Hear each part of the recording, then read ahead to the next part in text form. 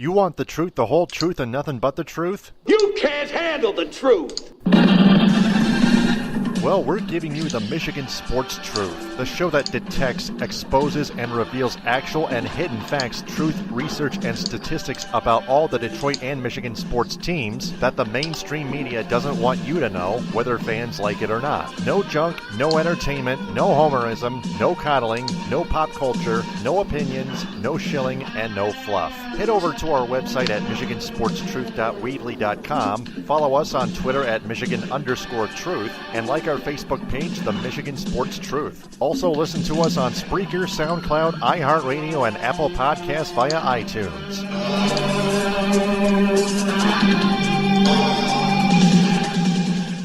The Michigan Sports Truth podcast does not represent or defame any of the teams it covers. It only detects, exposes, and reveals honest, actual, and hidden truth, facts, and statistics about them.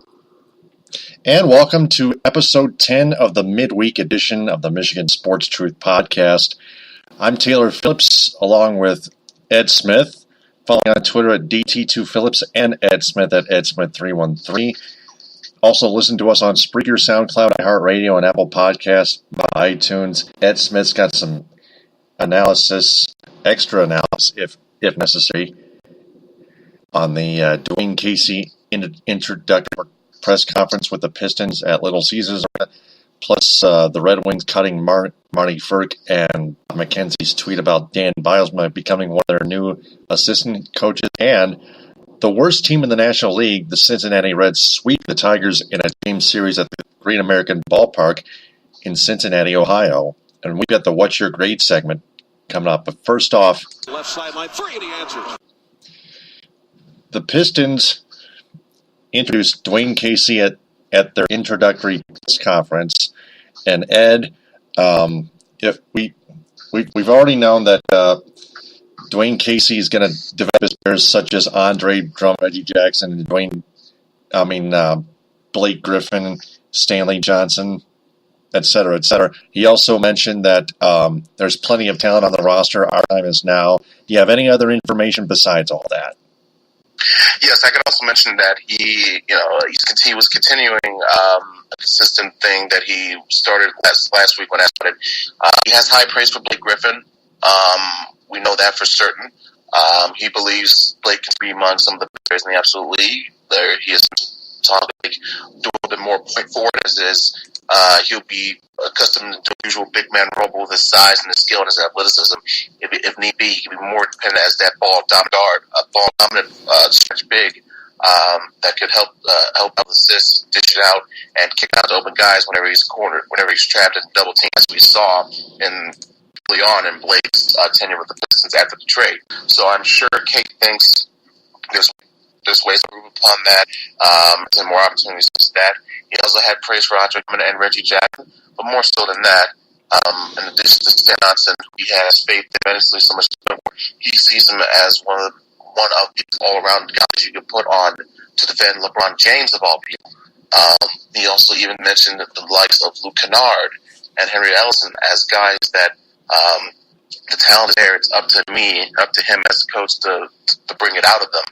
He even mentioned Drummond as having untapped potential, even though as a guy that can fit around, that can be classified as a veteran of the team, but yet someone who's still young with that untapped potential. So he said all the right things. He came off as legitimate enough where stand back and say this was a good hire that the team made. Worth noting that not only was Casey there, Tom Gores was there. He mentioned, I believe, that even though Stan Van Gundy did not completely achieve everything that he set out to do, in no way did he underachieve in his tenure here in Detroit, which I think was a nice thing and the right thing to say, because it's not Stan. Yes, he did some bad things near the end, but let's think about where this team and this franchise was when Stan got there to begin with. So it was nice, of course, to give Stan credit on that. Also, Ed Stefanski was there at front and center. I mentioned before the ties he has to Dwayne Casey, how we commented on in detail of how he assumed great control as the advisors of sorts for the Pistons front office. And it was the point where you sent me out a link to a tweet that Rod Beer of Dead News, I just read this right before we went on the air, was something along the fact of the press conference Stefanski was answering questions about, how long his tenure would seem to look, how the front office and whatnot. And the tweet you sent me, quote, saying that Stefanski said that for the foreseeable future, remain at the top of the front office structure. Put more plainly, he's the GM, which is not too much of a surprising move to me, considering the fact that he was the guy who felt that, hey, we should make this choice, go after this guy. So, Coach, if you're making that type of decision already and you already were brought on at a senior position by the team, you're essentially GM. So if they're going to wait a little bit longer until they find someone to put in that official title, it seems they're more comfortable letting Ed Stefanski handle things. So far, I like the way he's handling things and handling matters such as finding the right head coach. Now it comes down to what can you do to help out, make tweaks, and make the right choices to fill out this roster as much as you can, and knowing how cash-strapped you are for the foreseeable future. Yes, absolutely. And it beat me to it just by catching, having that catch your eye. That tweet from Rod Beard to the Detroit News at Det News Rod Beard. The other thing I want to touch on is in terms of Dwayne Casey developing players. Suppose if Boban Marjanovic returned to Detroit or stayed, would Dwayne Casey develop Boban Marjanovic's defense? I know he's already an offensive machine in the post, but and his defense still needs work. But Stan Van Gundy, as a head coach, would not develop Boban Marjanovic at all, or could not. Dwayne Casey is different. He's a developing coach, like he developed with the Toronto Raptors, DeMar DeRozan, for instance. And Kyle Lowry. Yep, Kyle Lowry. Yep. But let's focus on what would have been. Dwayne Casey and Boban Marjanovic. Would Dwayne Casey develop Boban Marjanovic's defense, and if so, how? And I think he would look more so in not in so much man, put him in more zone sets to where he's not moving around too much, because he's as stationary as you can possibly get. He's not the fastest of foot. Doesn't have that much speed to begin with, so it's almost like an anchor up there. So yeah, I think what Dwayne could have done was probably set up more screen, more zone sets for a defensive scheme.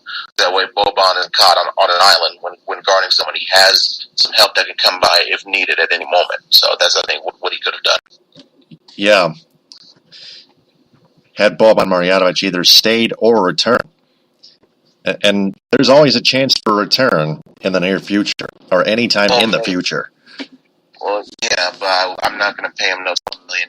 That's just out of the question. Yeah, that's expensive. Yeah, that's the only thing that bars. That's the only and main thing, if not the only, that bars Boban from coming back, which is a shame. So that's got out of the way. So that's Pistons talk. Shifting over to the Red Wings.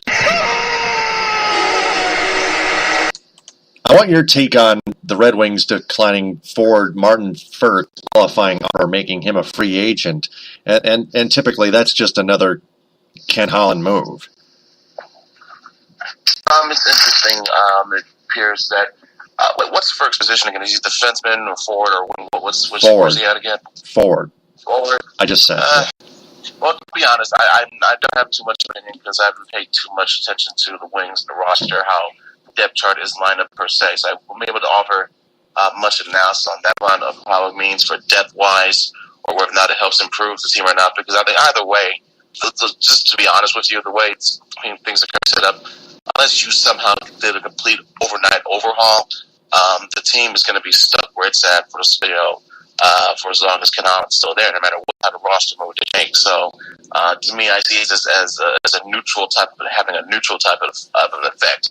Now, if it does a good job in terms of saving up some cap space, or whatever, so in the near future we'll probably go out and try and get someone in free agency like we used to back in the good old days, then fine, by all means. But that's the best I can give you with my thoughts of that situation at this point in time. Yeah, and there goes another rebuilding piece, and that's what Holland said he was going to do, and he kept refusing to do it. Mm-hmm. other thing, the other Red Wings topic we want to touch on, TSN's Bob McKenzie on Twitter via Frank Vazner, one of our news contributors here on the Michigan Sports Truth Podcast, at TSN Bob McKenzie on Twitter tweeted, "Don't be surprised if veteran NHL coach Dan Bylsma resurfaces this week behind an NHL bench as an assistant coach. Detroit, the Red Wings, is the most likely landing spot." Holy cow. And Frank Vazner indicated that according to that, let me see here.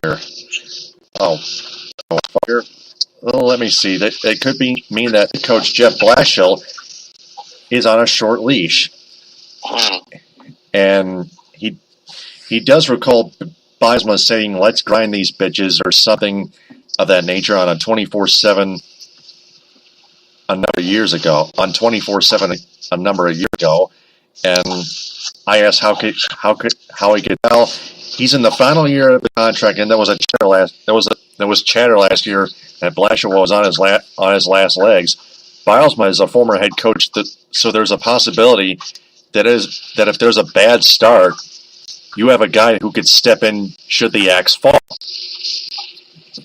Frank believes it was last December that Blashill was almost out the door, and Dave Tippett was rumored to take over.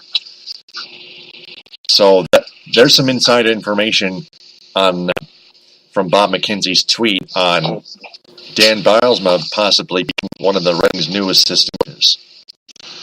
Well, I see it as not a bad strategy, so to speak, for Bylsma, because he knows he's going to get good feelers out there because of name recognition and value and what he's done in the past. So he's always going to have that opportunity. Let's say your team were to hire him. This hypothetical, let's say, is things right.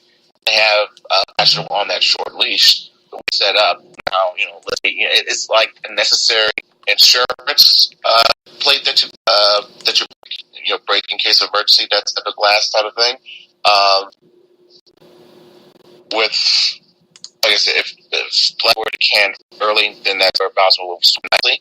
It would remind me of a situation currently right in Cleveland with the Browns in the NFL. If you want to, as a parallel or comparison, the Browns, I think it has to have to know, they have to be aware of how, if they start on a bad losing streak again and continue more losing like they've done now the past 2 seasons, Hugh Jackson should not and could not last there. So that's why they have a bevy of coaches in the coordinator and associate head coaches spots, guys that have wells and wells of coaching experience, most notably Todd Haley. So that's a good comparison situation compared to what's going on in Detroit, where a guy who is brought on just not only for experience what he knows, but also as a just in case of emergency type of deal. If you got to can the current head coach that you have. Yeah, absolutely. So there you go. Even more inside information from Ed Smith on the Dan Bylsma stuff from Bob McKenzie. Last but not least, the embarrassing Tigers. That one is long gone. You are pathetic! The Tigers get swept by the worst team in the National League, the Cincinnati Reds. They fall behind 9-0, score 5 runs in the ninth, and still lose 9-5. Nice try, Rally Goose. And then Michael Fulmer gives up 2 home runs, a game-tying home run, and then a go-ahead home run. This one, let me see here. This by former Tiger Eugenio Suarez, the go-ahead home run in the 6th inning. The Reds score 3 runs against Michael Fulmer. Jaime Candelario hitting his 11th home run. He's already in double digits at home runs. And then Nico Goodrum, a solo home run.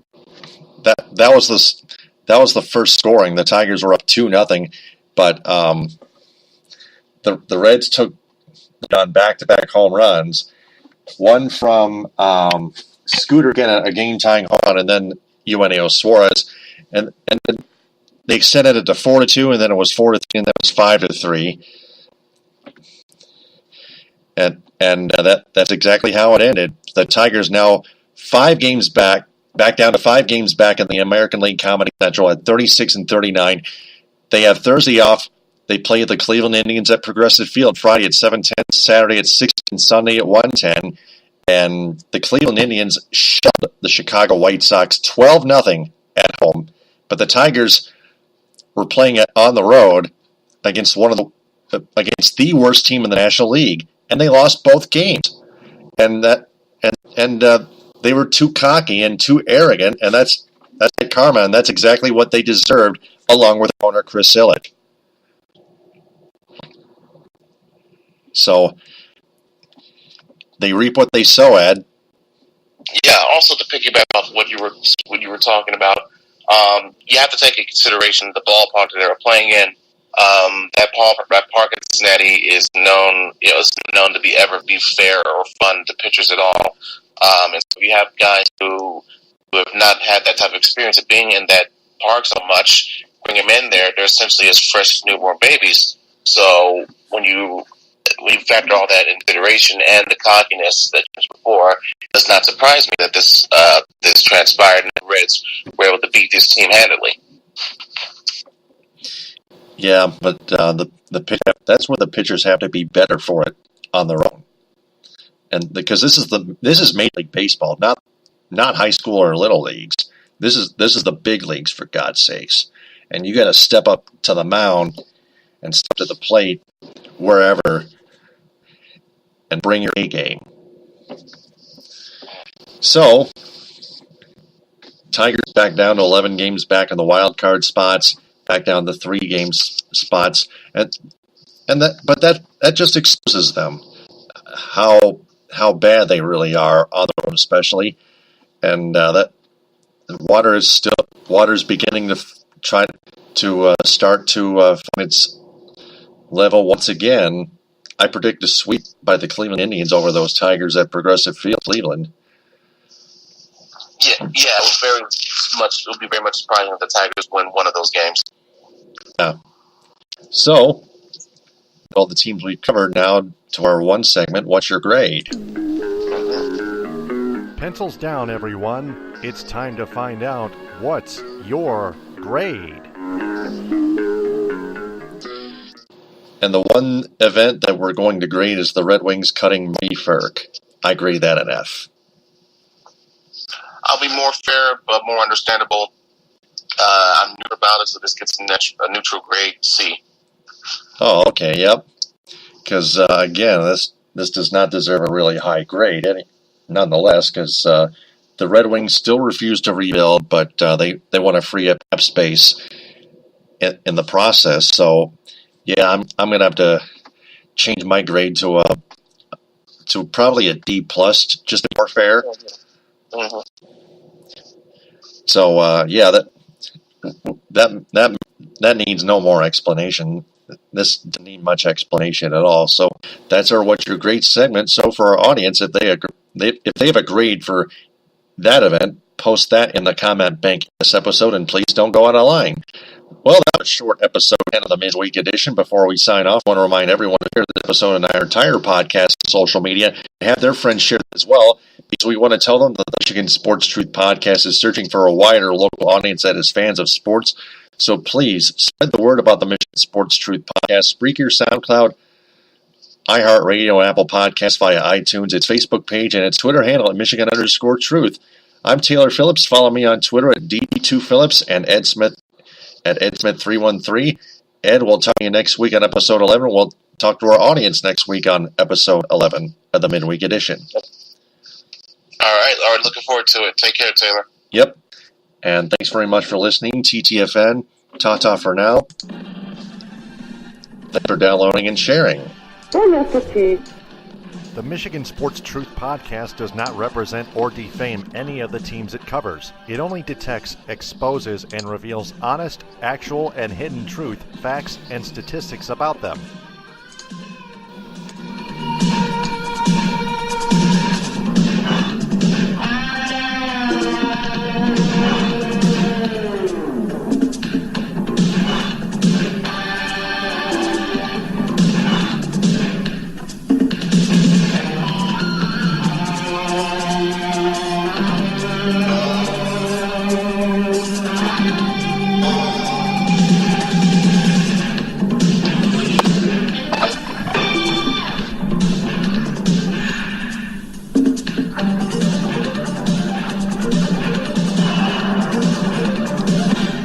Mission complete.